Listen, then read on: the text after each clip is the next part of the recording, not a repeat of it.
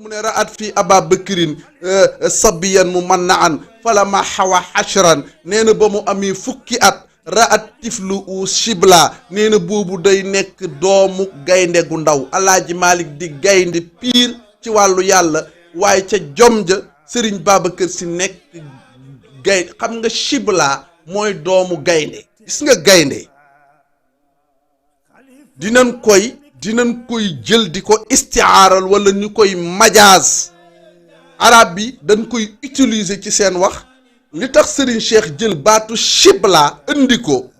joxe exemple gaynde gu ndaw parce que valeur tax xam nga suñuy wax géej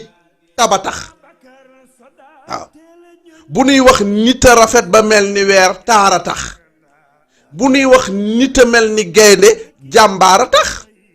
parce que gaynde ñaari jukko dafa nekk ci moom te kenn ku ci nekk nga war ci jël référence mooy du lekk midd lu mu fàddalul boppam tubaab bi ñoo leen yàq nag waaw léegi dañuy jël gaynde yi di leen circulo ba mujj gi ñu leen di rayal di leen jox ñuy lekk mais gaynde pire du lekk midd lu mu lekk moo ko fàddal boppam loolu lan nga ciy jànge muy nit lépp lu muy lekk na ko liggéeyal boppam te na ko lew